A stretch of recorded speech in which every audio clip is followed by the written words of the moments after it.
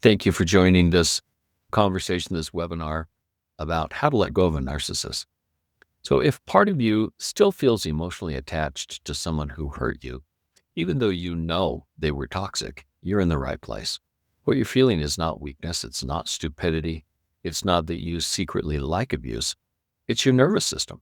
And until someone shows what's actually happening inside of your body, it can feel impossible to let go, no matter how much you understand it logically.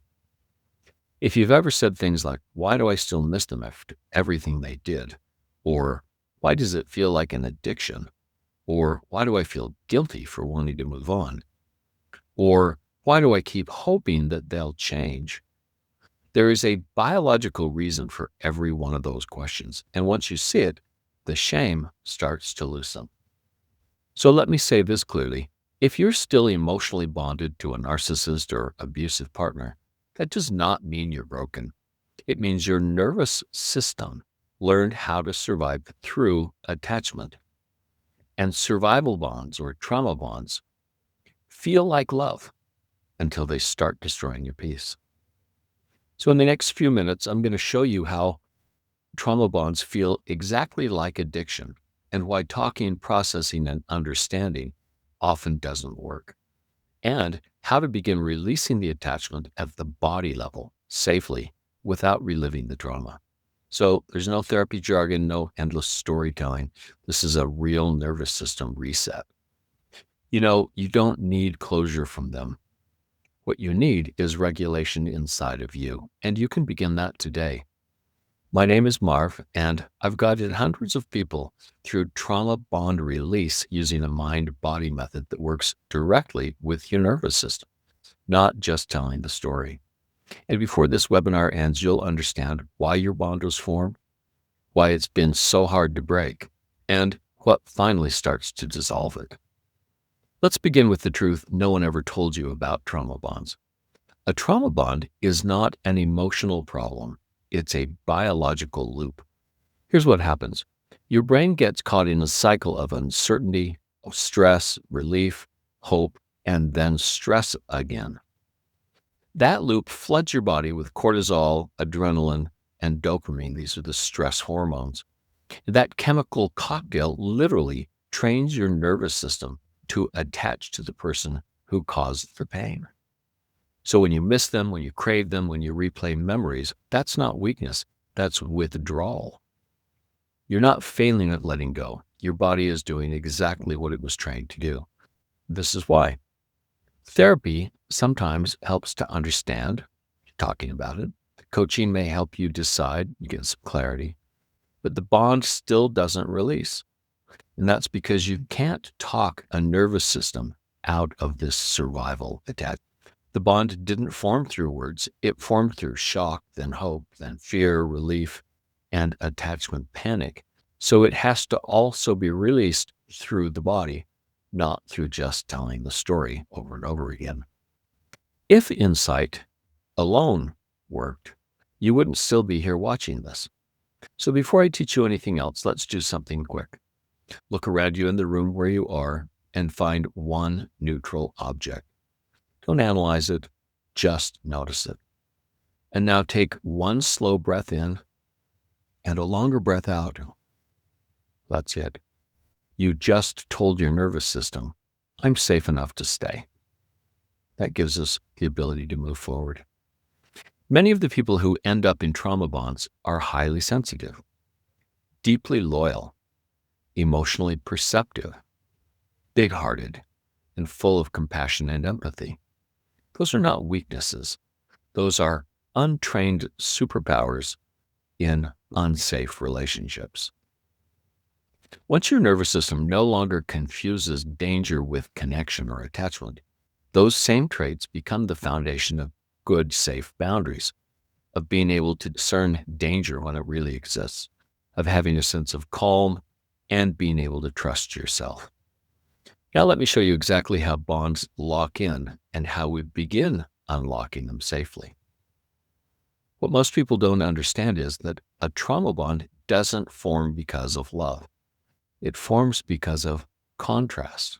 So imagine you're in a high stress and then you get sudden release. You have a lot of fear, and then you returned with affection. You're worried about being abandoned, and then you're joined back together. There's a shock or an awareness, and then an apology. You experience pain, and then a promise not to do it again. Each of those are on, off, in, out. I love you, I don't love you. That emotional whiplash burns memory and attachment into your nervous system. This attachment wasn't a choice, it was a conditioning.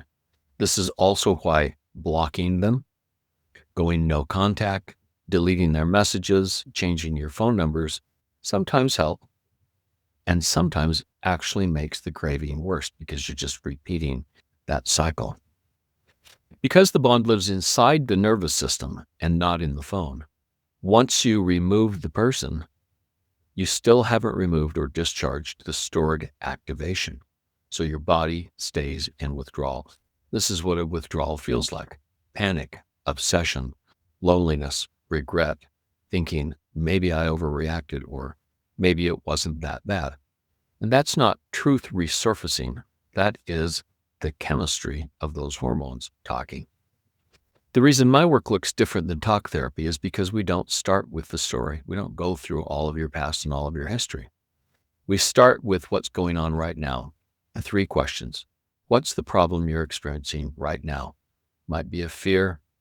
It might be some deep emotion. And that's where we start. And then we want to know, where in your body do you feel it? How intense is that feeling? What does that sensation want to do? That's how we start talking to your body. When the body gets listened to in real time, it starts releasing what it's been holding. We don't do this through force. We're not reliving the experiences.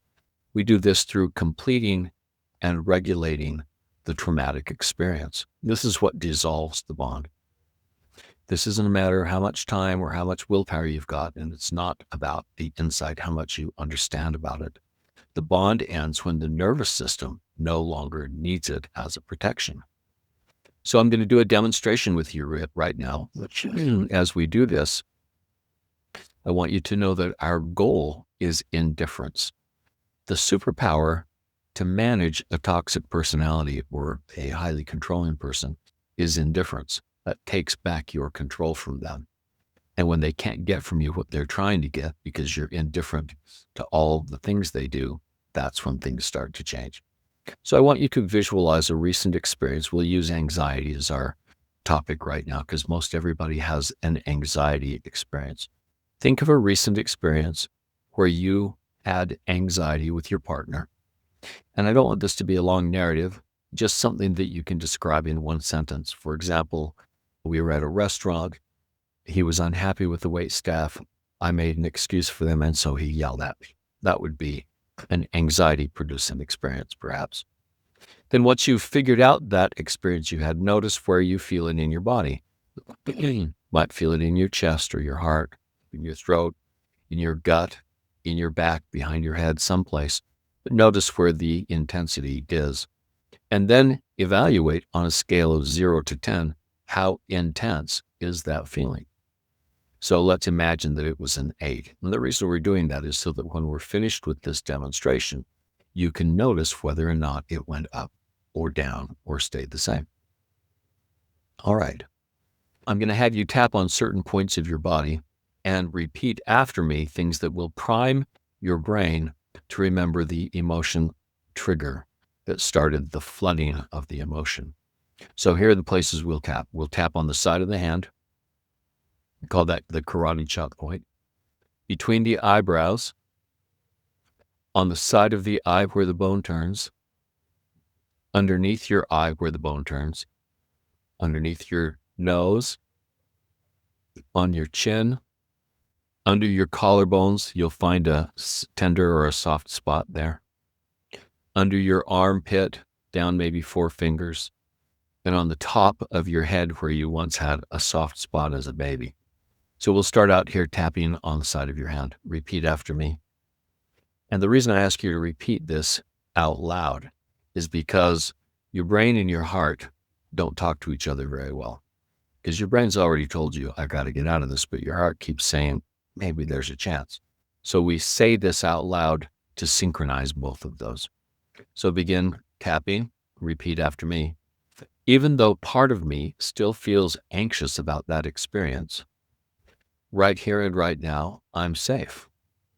Even though it feels like I'm walking on eggshells, I'm open to feeling it differently now. Even though I feel angry and betrayed, I deeply and completely accept myself. Put it between your eyebrows. This anxiety that I feel in my body, side of the eye, this walking on eggshells anxiety, under your eye, this feeling of anger and betrayal. I'm so tired of making excuses for him or her. Chin. A part of me knows I need to let go now. Collarbone. Even though I feel this anxiety in my body, right here and right now, I know I am safe. Under your arm. I give myself permission to heal from this abuse. Top of the head. I'm resetting and restoring my nervous system back to normal. Good work. Now shake it off and take a deep breath. Now go back to where you felt it. Let's say it was in your chest.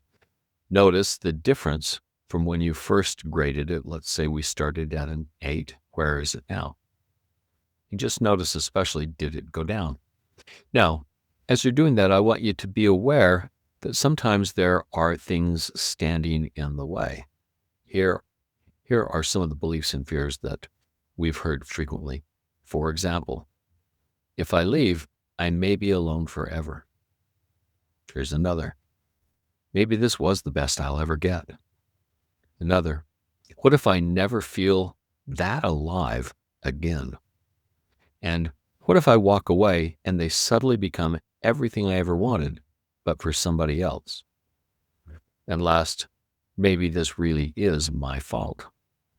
If you felt even a small shift just now, it's very common for your next thoughts to sound like, well, that helped, but what if it doesn't last? Or what if I fall back into it? Or what if I try again and get disappointed? Or what if I can't afford any help? So that hesitation is not a flaw. It's a protective reflex that forms when hope has cost you something before. And your nervous system learned, don't trust relief too quickly. And that actually makes a lot of sense. And what you just experienced is not the full trauma bond detox. It was just a preview of how the body releases safely. A full session gives us time to gently activate the bond, regulate your nervous system first, and then unwind the attachment in layers while your nervous system stays safe and oriented. We don't just rip the bond out. We let your body finish what it was never allowed to finish. And that's what creates real change. I've guided hundreds of people through this process. We do this to give them back their choice. These are people who were still texting their ex, people who had been no contact for years but still feeling that attachment, people who were still married or living together and just couldn't break up, and people who had just barely left the relationship. Different stories for each one, but it's the same bond and it's the same nervous system attachment. What changes is not the other person. What changes is the attachment reflex inside your body. If your body feels drawn to continue this work, not from fear, not from urgency, but from a quiet sense of readiness, you can book a full 60-minute trauma bond detox session with me directly. The investment for that is $200. And if that number feels like too much all at once, there's also a $40 per month option spread over 6 months. It's the same session, same support, a gentler entry. For many people, money itself is tied to trauma. If your body tightened when you heard the price, pause and notice that. That reaction is not about me. It's usually about past scarcity, past manipulation, past regret, or possibly having paid for things that didn't actually help. You don't need to override that response. You just want to make sure your decision is from regulation, not fear. I also want you to know this. If for any reason after your first session you genuinely feel this work was not helpful to you, I offer a full money-back guarantee. That's not because I expect that to happen, but because your nervous system deserves to know it is not being trapped into a decision. When your system feels calm enough to move forward, you can use the link below to book your 60-minute session now. And if you'd feel safer talking first, there's also a link to schedule a free 20-minute clarity call instead. Either path is okay. You didn't fail the process by choosing slow. And if all you take from this video is the understanding that your trauma bond is biological and therefore reversible, then this time was already worth it. Thanks for listening.